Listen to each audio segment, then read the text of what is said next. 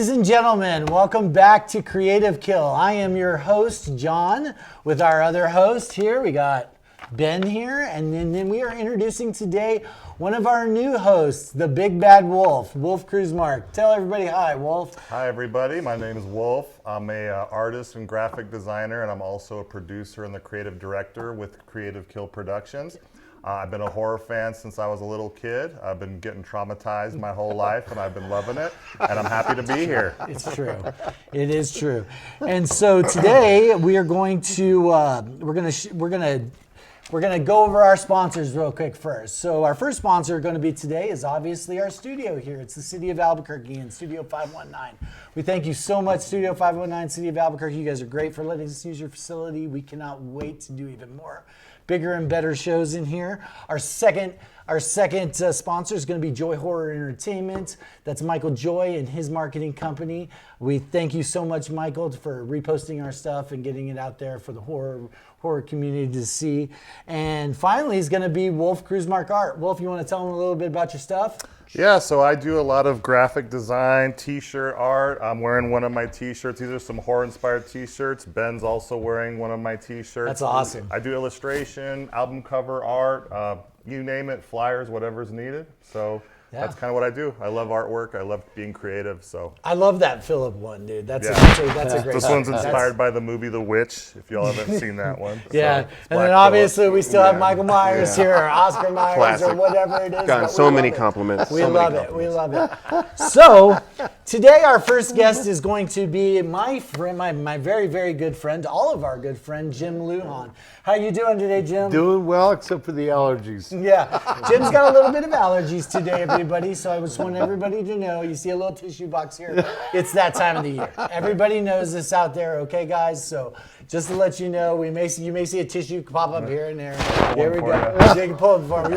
We can wipe Jim's nose. I can reach it for you. So anyway, Jim. So tell us a little bit about yourself today. Oh, well, let's see, I go by, they call me the Cyber Ninja. It's a, Wolf actually created a brilliant t-shirt for me, Cyber Ninja. Yeah, we'll throw that design up here in a second. Yeah, it was just amazing. Part of the creativity of this group that I'm so lucky to be part of. I just love these guys. They're amazing, creative, fun. And I also have to say this real quick. So Jim has this, we call it a compound. It's a house, but it's his house, but it's more of a compound. It's out in Corrales, New Mexico. But Jim has actually, we list him as one of our producers on all of our stuff because Jim lets us use his house for our set. So whenever we shoot some stuff out there, it's really great, Jim. We thank you for all of that.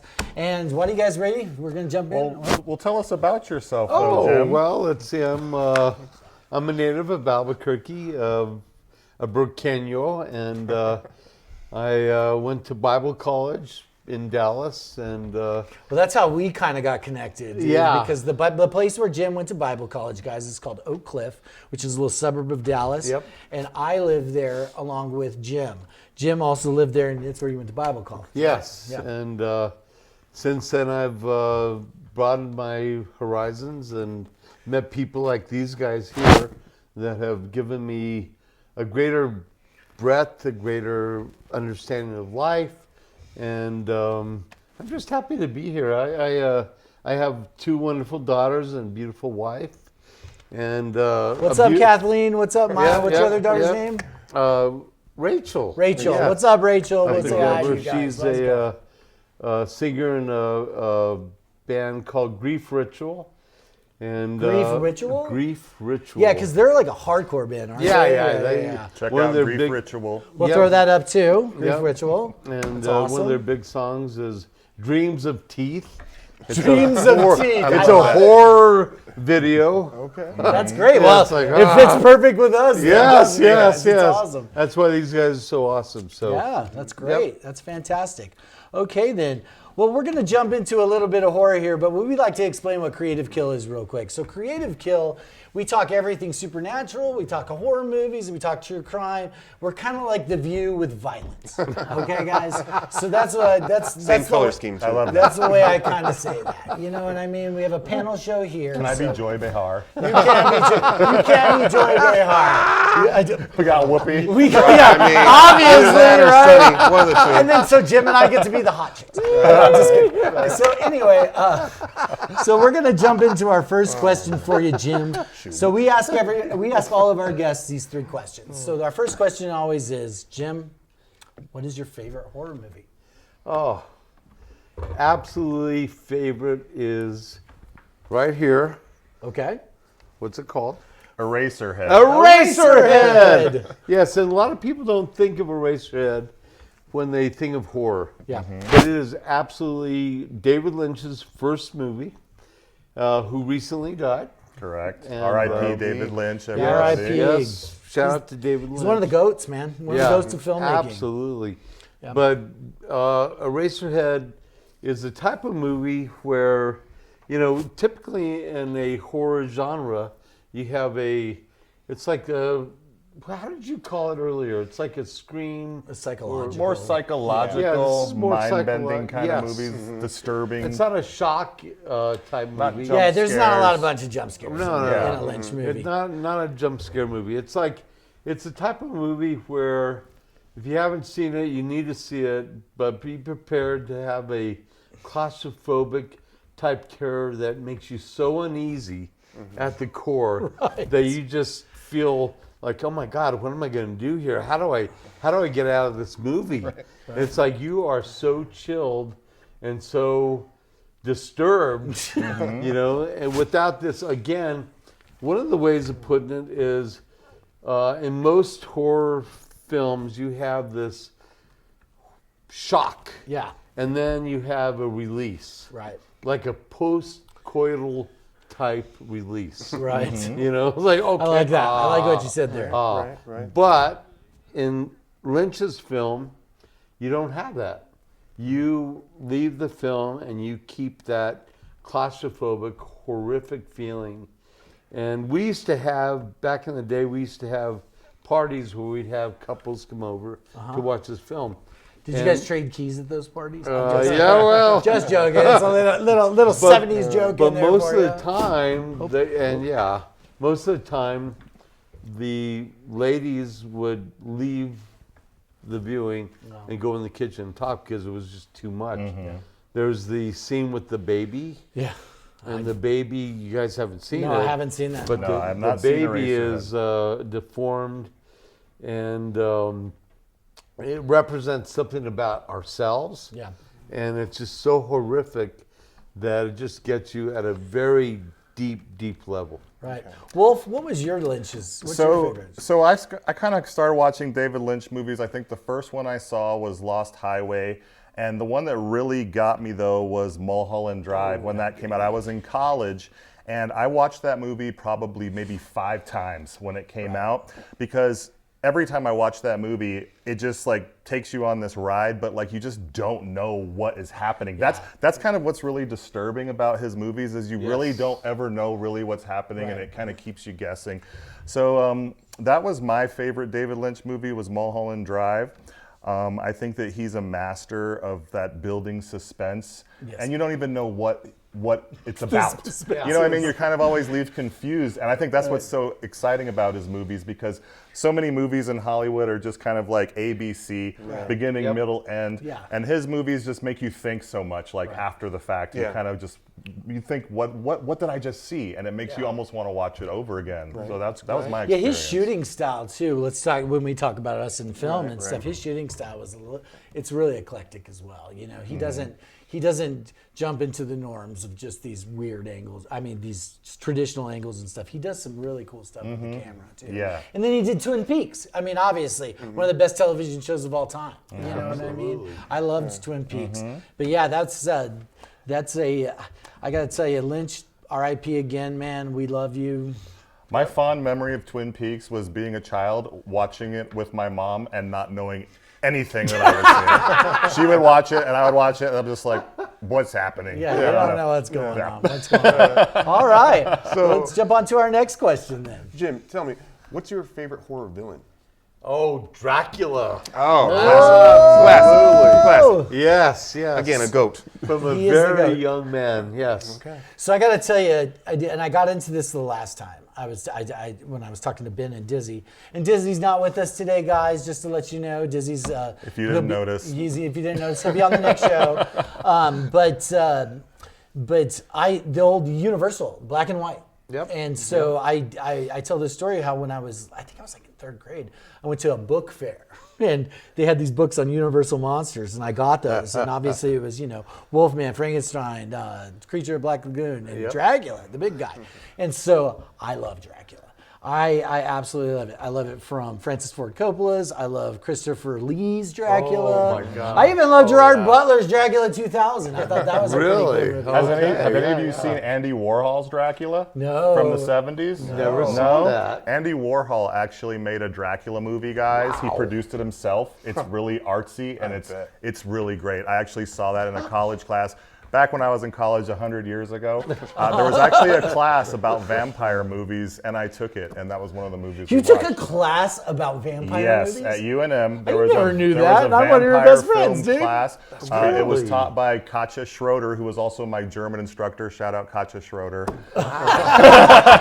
Was it an American Studies class? No, it was a film class about vampire movies, and we went through all the classic vampire movies, and Andy Warhol's Dracula is actually pretty good. I would recommend everybody to check that out. I mean, let me ask you guys this. So, Jim, tell us the reason why. I mean, what hits you with Dracula? Which version of Dracula is your favorite? Well, I would say when I was a teen, I went to see the Christopher Lee version. Yes. And at the Cinema East. Cinema East. I don't know if you guys even remember that. We don't know that, I don't know Jim. what that is. Well, it was up on Eubank and Kendall area. Yeah. And I had to walk home by myself. Oh, shit. And I was about 11 years old. And after seeing that, I was walking through alleys trying to be hidden because I had this dread that Dracula was waiting to get me. So I found 2 sticks on the ground. I walked around with them like a crucifix. till I got home. And He's like, I yes. can stake him and I can Yeah. You know? And I got That's a really involved in the whole mythology of it. Why the garlic, why the cross, all this stuff. And even going to Bible college, like, well, what is it about the blood? Yeah. It was all about the blood, right? So, did you see Dracula 2000? I never saw So that. that was actually based off the Bible. So at the end, Dracula is actually Judas. Really? Dracula is Did not actually know that. Judas. Yeah. Fun fact. So This that's fits into the it whole fits into the whole thing mythology on and all how that, yeah. how Judas was the one who betrayed Jesus and yada yada yada. But Condemned and for then all they eternity. cursed Judas with the vampire thing for the rest of eternity. Wow. But I gotta tell you guys, if we're gonna stay on Dracula for a little bit, Bram Stoker's. Francis Ford yeah, Coppola, yeah. Gary Yeah. Oldman, top 5 favorite actor of John Yes. Roberts here, man. Yeah. Gary, you are the GOAT of Yes, Dracula. yes. That movie right there, I own it. I own it on DVD. I owned it on VHS. Wow. I owned it on DVD, and I owned it on Blu-ray because it is one of my favorite films of all time. And it's also got the great Keanu Reeves. Oh, Right? Keanu, Oh, right. baby. Yeah, we love you, Keanu. Yeah, man. And then, you got Winona Ryder. You've got Anthony Hopkins. You've got... It's a strong cast. Yeah, it's a really, really strong cast. Yeah. And one of the cool shit about about Francis Ford Coppola is this, like in that one, you see him turn into that giant bat where he's like hanging in that church or whatever. You remember? He's and then you see him turn into the werewolf too, where he's fornicating with the Lucy on the grave.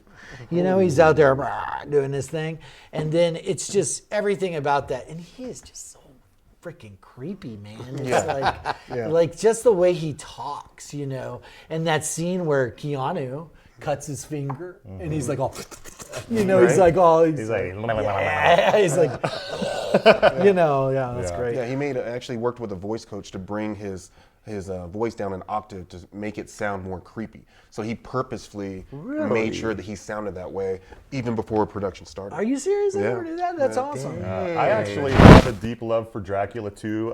My mom tells me, and I remember this, but from age 5 to 10, I was Dracula every year for Halloween.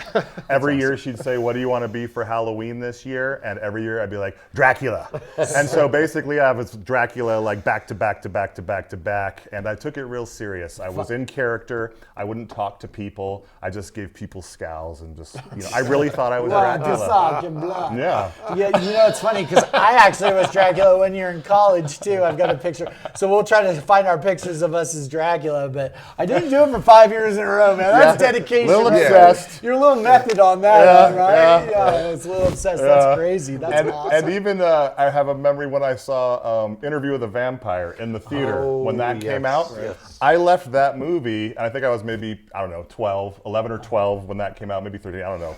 But when I left that, the thing that was in my mind was, how do I become a vampire? I just wanted to live that life. You know what I mean? Like it was kind of cool. So I sit and I've always thought of it, but then I was just like, this day and age, I don't even know if I want to live forever. I'm just now, who knows, right? Who knows, right? What about Lost Boys? Of course, Yeah. Lost Boys. I mean, if we jump into vampire films, I can go all day go long. on, We'll have to do a whole new episode on that. Shout out saxophone guy from Lost Boys. Yeah, that's right. That's right. All right, Wolf, you want to take on the third question? Yeah, so Jim, outside of Dracula, so what is the horror movie that kind of made the most lasting impression on you and kind of lived rent-free, like in your mind forever? The Exorcist. Okay. Classic. Absolutely. When I was, I think it was 15 or 14, it came out at the Highland Theater. Oh, wow. Shout out Highland Theater. Don't know what And that my is. grandparents took me to it, of all things. Your grandparents? My took you? grandparents Oh, took wow. me to it. Man. And I decided to take it to acid before going to see The Exorcist. Oh, wow. Whoa. That'd be fun. Man. Tell us. We go up to the theater, and it was lined with people boycotting it with signs. Different church groups. Yeah, And like, do not see this. This is evil. This is the devil. So it really built up the anticipation. I would have And loved I was that. like, oh, I got to see this for sure. Right. Yeah. And again, tripping on acid. And with my grandparents, of all things, the theater was packed. Yeah. We're watching it, Yeah. and in the middle of watching it, at a very horrific scene, which is filled with horrific scenes, Yeah. right? But Let's get specific. a guy got up in the middle of it, it was a quiet scene, blood-curdling scream. Ah! And he jumps up, runs to the front of the theater, throws up, and runs out the exit. Oh, wow. And we're all like, what the hell? Yeah. So later on, here's the best part. Later on that night, I go home. I had my room was off the main house. It was a converted garage. I get up in the middle of the night, get some water, go in the kitchen, and come back, and guess who's in my bed? Who? Guess. Oh, no. She's there, and she says, hello, Jim, and her head turns around backwards. Oh, gosh. And I just freak the hell out. I sleep, in front of my parents' door in the hallway because I was terrified to go back to my room. I got to tell you, yeah, that's funny. My mom rented, so we lived in Denver at the time, and I think it was for my 12th or 13th birthday. No, I was younger. I was probably 11. But I wanted to do a horror movie night, right? So that's when you used to go to Blockbuster. Yes. That nostalgic thing. We'd good old go to days. Blockbuster. We'd get the video. And so we were like, Poltergeist. Oh. There was this movie, and I'll just let you guys know this. It was called Extra. Look it up. It's really messed up. But then the third one was The Exorcist. Yes. And so we all those boys were down there in our sleeping bags, watching it. And I just got to tell you, the one scene, everybody knows it, with the crucifix, where she's, Oh, yeah, baby. yeah. We were all. That's where I just was like, as a kid. But I loved it. Linda Blair in that movie, fantastic. Number one, because how old was she? Do you know how old she was in that? I don't know. I actually don't. I know she was fairly young. Yeah. Yeah, she had to be in her younger teens, 13, right? 14. Because I know that during the filming of all her scenes, they actually pretended like it was a game, basically, just to kind of keep her calm, like during the filming of that, because it was such a hardcore, dramatic kind of acting and whatnot that was required from her. So yeah, they were very conscientious about trying to adhere to her age basically at the time. Right. Wow. That's tough on those child actors that have to play villains and stuff. I can't imagine. I mean, there was that Let It Go with or Let Me Go or Let Me In. Sorry, Let Me In yeah, with the little girl, the hit girl from Kick-Ass. And then it's just like every time you see first of all, creepy kids, they scare me really bad. Anyway, you know, it's like I would much rather it be an adult sit there and try to get me than a little kid. But Macaulay Culkin as a kid. I mean, my favorite part of that movie was just the copious amounts of green vomit that was spewing everywhere. I mean, I really was into Nickelodeon too at that time when I saw it, and like, getting slimed, and like I just saw more green slime flying everywhere, and I just loved it. So. Yeah, the pea soup, is that what they called it? The pea soup. Yes. Is like, Yeah, and there's been so many spoofs, so many, you know, satirical versions of that movie. Yeah. I mean, what's his name? Scary Movie Scary did some. Movie did it, and the then- Wayans brothers. Then Liam, Liam, what's his name from Naked Gun? You know Liam what I'm Neeson? talking. Not No. Neeson. Nielsen, no. Nielsen, yes, Leslie Nielsen. Leslie Nielsen. We got it, guys. There Leslie we Nielsen did a version of it too, Naked and that was Gun, pretty yeah. funny. Then, that was a pretty funny thing. But yeah, so tell us. Yeah, the other thing about The Exorcist is the way it was shot too. It's like the stairway scene when you see him going up the stairway when the priest is going there. Man, it's just Terror. yeah, and the score too. The score is so ominous. It's just like, you know, just. I mean, I'm getting the hair standing up my arm right now just even thinking about that. You know what I'm saying? So that's a great scary movie to jump out because it does live rent free in a bunch of our heads. And it kind of brings us into our next segment about our own personal experiences of supernatural things, right, Jim? You also have an actual experience with real life exorcism, correct? Yep. So why don't you tell us about that? I can't wait to hear about this. Yeah. Seriously. It was at Bible College. Really? In Dallas. In Oak Cliff?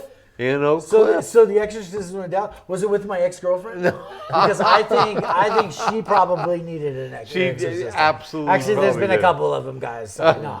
You have a type. You have a type. Hey, don't you go there because I know yours too, brother. I know yours. Anyway, go ahead, Joe. Yeah, it was crazy. We had a teacher come for a week, and his name was Derek Prince, and he taught about exorcism. Really? And somehow, like, we had this one prayer room off the main stage, and invited people that felt they were demon possessed to come into the room. Wow. And one of them was a friend, and he was a very slight build Japanese man, Peter. And so we went in to pray for him, and he started convulsing and spitting and snarling and all the things you would expect in an exorcism. So did he come in that way, or does he No, come he in came and in he was all kind of a normal guy? And It was then until we started praying on him. Oh, wow. And we put hands on him, and we eventually took 5 of us that were bigger than him to restrain him because he started getting very violent. Oh, dang. And lashing out. We had to hold him on the ground. And Derek Prince came and, in the name of Jesus, I command you, Satan, leave him. And it was very traumatic. And it was like, we were all like, So I have to ask you, so what was the setting? Like, you say this was at Bible school, so was this like a lecture hall? Were you guys like doing was this a up on a huge- stage with no, a bunch it of was- people watching? Like, Well, no, it was a prayer room off the main stage. okay. So it's like an And intimate so- setting, like Yes, private? yes. Yeah, there was Okay. maybe 8 to 10 people in there. Okay. And Can I ask you, do they say, the power of Christ compels you? yes, Do they say that? Yep. Were they The throwing whole holy thing. water? Did you? No holy water. No holy water. The holy water? That'd be sweet, though. The only fluid going around was his spit. So was that scary? Like, what was Oh, going hell through your yeah. mind, like, when all that was going on? It wasn't really in the mind. It was mainly the sphincter. It was very. We were scared shitless. Because literally, it was because here's this little tiny Japanese guy, and we're having to hold him down, and he became like supernaturally strong. Okay. He was pushing I've us heard off. that. and- I heard that happens. Yep. Yeah, that's It was very intense, Right. and it lasted about a half an hour. Yeah, demon possession or demon possession, all that. There's so many different things. I mean, I take a lot of times when I jump in, I start doom scrolling on Instagram or TikTok. Right? Those things pop up on my feed because obviously it's in my algorithm, right? Well, I mean, horror obviously. stuff is in my algorithm, so it's all scary movies, stuff like that. And then our producer Carl, he directs these episodes. He's in there. Sometimes him and I, we have a little bit to drink and we like to jump in. We said this before, like Bigfoot and stuff, but sometimes we watch some demon stuff and the Exorcism stuff, and it's pretty scary. Yeah, it is. It's pretty scary. Yeah, it's just a little too real sometimes. You know, you're like, dang. It was very real, especially since I knew the guy. Yeah. You I know, was gonna ask you, what is his background like? I mean, who was this guy? He was a musician. He was very soft-spoken. Okay. You know, and he had come to the Bible college from Japan, but he, fluent in English, and very mild-mannered guy. Wow. But he had some demons in him, apparently. Yeah, literally. Well, we all have demons. Yeah, I'll tell well, you, yeah. we all have I think demons. you're possessed. But I think his are real demons. I am possessed. There's like 6 demons in here sometimes going up all at once. No, but yeah, that's insane. It That's was insane. very, very intense. So did they bring in more because I don't. You were just gonna say the Bible college, guys, okay? Because I don't want to name the college, but I will. No. So let me ask you. So did they bring in was there nuns teaching there and stuff, or how's this? There were none. Okay, None nuns. nuns. Because it's a Christian Bible college, so I guess Right. that's the Catholicism and Catholics. Right. It was So- not a Catholic thing, no. And so was it a successful exorcism? Yes, Like, did you yes. talk to this guy afterwards? I Yep, mean, and so Peter, again, he was very, mellow, peaceful guy, but the voice that came out of him was, it was like, woo! Yeah. Like, what the hell, Peter, what's going on? I just gotta say, my ex-girlfriend's voice was like that too. Yeah, they changed, it's like, and I, looking back at it now, I think a lot of it was psychological, and it was a way of catharsis. Right. But the sheer terror and horror of the immediacy in the event was very scary. Oh, I bet. That's crazy. At the end, it was peaceful. There was a lot of crying, and he got up and hugging and stuff. And I bet you it's just kind of a relief to him at that moment. like a catharsis. Yeah. Yeah. I really do think, I mean, from my point of view, as far as demon possession and all that, especially from back in we can go from like the 1700s, 1800s, whatever. Yeah. I think a lot of it was mental health that they were issuing. Absolutely. Like maybe, Yep. schizophrenia. Possibly. Schizophrenia. That's what I was gonna say, and then they just didn't know how to deal with it. It was kind of like women and them calling them witches. Right. It's just like it's like, oh, you don't want to do what we tell you to do, you're a witch. Yep. That kind of situation. Well, I loved the test for witches too. They would tie chains with like weights to them and then toss them in the lake. And if they sank and died, they weren't a witch. Yeah. That was the test. Oh my God. So none of them were witches, obviously, Right, exactly. because none of them could escape. But it was a pretty messed up way that they tested absolutely to see if they were horrific. witches. Yeah. And it really spoke to a lot of the, the patriarchal view of women. Yeah. That they were witches. And it was really about them being subjugated to men. Yeah. So 100%. Yes, it was a 100%. horrific part of our history. Well, and then that they did the same thing with people with mental health issues, though, Yes, yeah. I got to tell you, though, I went to this. Didn't you go with me to the oddities and curiosities? Oddities thing? and Curiosities Yeah, they had convention. one of these things. I wish I could. I'll put up a picture here in a minute, guys. But they had this exorcism kit that you could buy. And it was like in this cool looking trunk. I've seen it with a vampire kit too. But I was always like, that'd be kind of fun. Was it like a play school toy for kids, like My First Exorcism? My First Exorcism kit, right? Something that, they have those T-shirts like a Hot Topic and stuff. I've never seen those. Little costumes for them, That's Well, funny. the weird thing that happened after this guy left and exorcisms were performed was everybody was very conscious of demons. Right. And if you had some kind of personal problem, you had a demon. And they were demons of lust, greed, overeating, Gluttony, right? gluttony, all this stuff. Like and the it was Seven Deadly like, Sins kind of thing. so Yeah, right. and it became really something of a way of taking away the personal responsibility of dealing with your overeating or dealing with your lust or dealing with your greed and making it this demon that had possessed you. Right. So it How was convenient. really, yes, yes. So it was something that it took me a number of years to overcome that belief and that fear. Yeah, and I still do. I've always said this.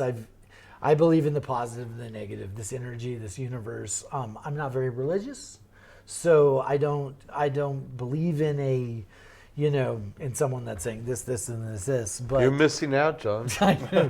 That's what they tell me. But yeah, I'm the black sheep. But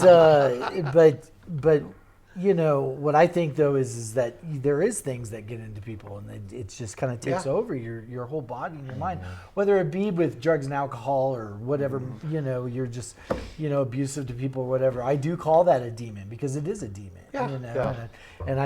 And I wish exorcism worked a little bit better, because then I'd open up like a Starbucks for exorcisms. Oh, that'd and be like, great. just send them all through. There's an app for that now. Oh, of course. is there an exorcism app now? That's great. Takes you step by step. Takes you step by step. Wow, that's great. First, you need to get some holy water. AI, it's an AI run app, Did he get violent at any time? Oh yeah, I was very Did he hurt violent. anybody? Nobody actually got hurt. Okay. People got bruised. I mean, I guess we got hurt. Like you just Some random fists went flying. Oh wow. Especially Yeah. holding him down for like half an hour. 5 guys. That's a long time to hold a human down. That's Sitting on him, exerting holding his that much arms strength. down his legs. Well, did you say he was a smaller dude? Too? A small Japanese man. Wow. Yeah. Small Japanese So man it's kicking kinda weird, ass. yeah. It's like Yeah.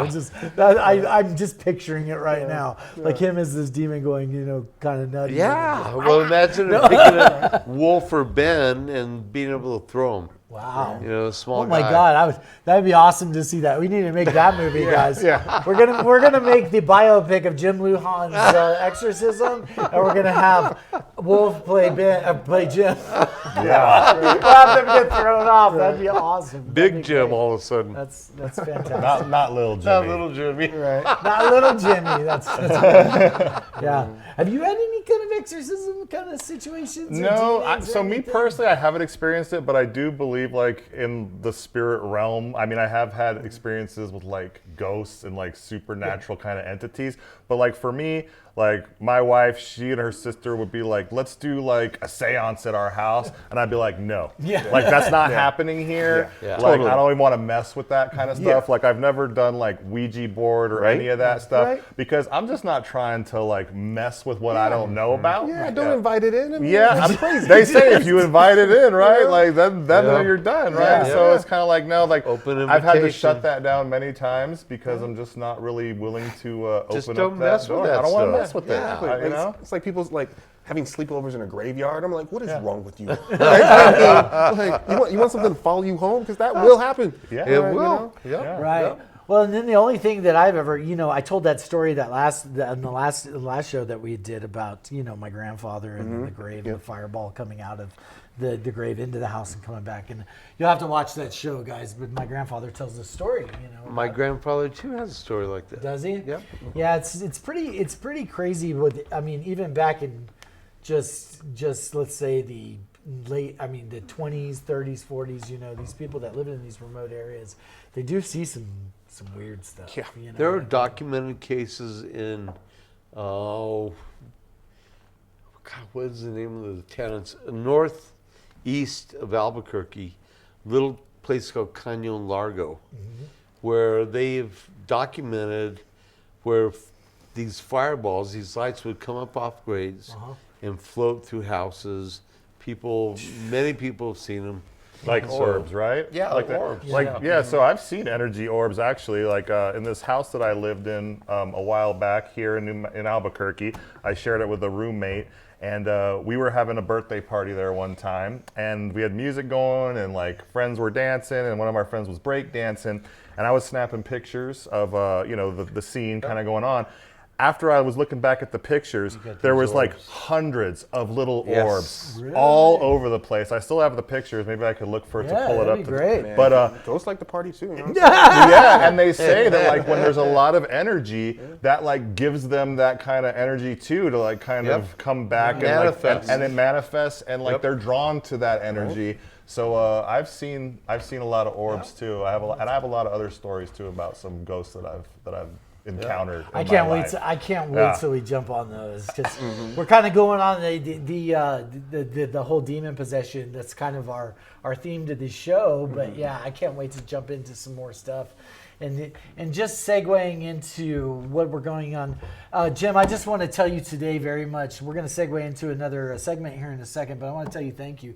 You've been a very, very interesting guest. I got to tell you guys, we had a guest cancel on us, and I called Jim last minute, and he was like, "Yes, I'll do it. I'll do it right now." And then what he's come with today, this has been awesome. It's been awesome, man. We really thank you for showing up today. Yes. And right now, we're going to go ahead and jump into another segment, guys. But we do appreciate everything. And so to end this segment today, guys, I just wanted to kind of let everybody hear from Creative Kill. Let you guys know, our audience, what we're going to be doing this 2025 seasons. We have some amazing shows coming up. We got some amazing guests. We've booked Stephen C. Miller. He is the director of a movie that recently came out called Werewolves. We're going to have Catherine Prodrell. She's a great musician. Chris Kill's going to come back with us. He's another musician. And our next show is going to be Zach Abeda. He's one of our Albuquerque's best stand-up comics. Zach is a great guy. So we're going to end up doing a little segment called Big John's Horror Corner, where we get clips of horror movies that we've never seen and just the reactions from us and seeing what kind of practical special effects were done from, I'm talking about early in the 60s all the way to current present day, okay? So it'll be a lot of fun. There's a ton of crazy creative kills that we're going to be showing on that show, so just pay attention and watch. John's going to be introducing those segments to us. Secondly is we are going to be doing a series of creative kill shorts. Some of our episodes are going to be done via remotely. You're going to see it on Zoom, you're going to see it on Google Meet, you're going to see it on all those FaceTime kind of platforms, but at the end of those shows, when we do a remote show, we're going to try to get you guys some cool horror shorts. We're going to bring in some guest actors. We're going to bring in some really, really great talent, some special effects guys that do some stuff. So we can't wait for you guys to see that. And our final segment today, guys, I'm going to point it to it right here. It's going to be called Helping with Horror. So today's Helping with Horror segment is that I've always believed since I developed this series, and me and my partner, is to giving back to the community and helping people. And so our first one is going to be, our Helping with Horror segment is to do with the LA fires. So just recently, everybody knows that LA has been plagued by these horrible fires, mudslides, everything that's been going on since, the last couple, I think it's been a month or two. And so we, as Creative Kill, did have some people that were affected by those fires. My team and I raised $3,000 for those people. We got it out to them, especially one family. I don't want to name him right now because I don't like to put anybody's name out there, especially with this tragedy that's gone on them, but he lost everything. He lost absolutely everything. And I cannot imagine that happening. When I was 16 years old, my family, we were actually celebrating my sister's birthday, and we had a house fire. And I got to tell everybody out there, it only took down half of our house, but between the smoke damage and the water damage, it was absolutely insane. And we lost everything. We lost everything because when the firefighters come in and stuff, they just don't even care. And I can't imagine losing your entire house. So today we are going to ask anybody that can donate to the Wildfire Fund for LA. That's our charity that we're going to be plugging today with Helping with Horror. Okay, because those people need our help right now. I know there's a lot of bad things going on in this world, and we're going to try to plug as many charities and many things as we possibly can. But this one right here, it's special to our heart because we do have film crew. We're shooting a feature film later this summer, and these guys work for us. They're coming out of LA to come here to New Mexico to help us do stuff. Some of them are editors, they've got studios in LA and stuff, and they just lost everything. So we want to help them out. So if you could just click the link and just donate anything you can. We never ask for anything major, but this part of the United States really needs help, because nobody's really coming together now, that all this political tension and everything. So us being us, we're going to do helping with horror. So we're going to help out as much as possible. Finally, I wanted to tell everybody, we are on every social media platform now. We got Instagram, we got TikTok, we got Facebook. We'd love you guys to just jump on those. Like, subscribe, follow. Our YouTube channel is where this show airs. We would really like to see you guys subscribe to this. It's going to get bigger and better. And I want to thank our sponsors again. We're going to go with Joy Horror Entertainment. Michael Joy, thank you so much for helping us put together those first 3 episodes. The first 3 episodes, obviously, they were a little rougher. That was our first 3. Our pilot episodes is what we called them. But now we have to thank big time 519 Studios. We are in this brand new studio right now. You can see how much better this camera work is done and everything. We can't thank them enough for helping us. We're here at Creative Kill. So with that being said, we're going to end our show today, but I want to thank again Jim Lujan for being on our show. I want to thank Joy Horror Entertainment, 519, and then of course Wolf Krusemark Art. Wolf's our new host. We can't wait to bring you some new fun stuff, some better kills. Creative Kill, where the guest always has a killer experience. Well, we want to end our show by thanking everybody for watching today, and that was such a great show, don't you think, guys? Absolutely. Thank you so much. It was a lot of fun. Well, Jim, we're going to get out of here. We appreciate it, man. Appreciate your time, Jim. Yeah. So Seriously, man, thank you so much again. oh, great. Here, let me give you a big hug. Buddy. Love you guys. That's cool. That's cool. I'm gonna give this guy a big handshake, and then we'll get out of here. Pleasure. We'll see you. Love you guys. Love you. So Jim, man, you have some really bad allergies Oh, today. You've been God, dude, blowing that's snot all over the place, huh? Yeah. Well, have you taken anything for any of Everything that? under the sun, man. Yeah? Yeah, I mean, it's killing me, bro. Flonase? It's like Flonase, Zyrtec, None of, homeopathic. none of that's working, huh? No, the only thing I haven't tried is honey. Well, you know what? I think I got something for you that'll knock it right out. God. Yeah. You want me to get it for you? Please. We try it? please, Yeah. All right, cool. Let me get you that medicine I have. Hold on a second. Killing me, Wolf.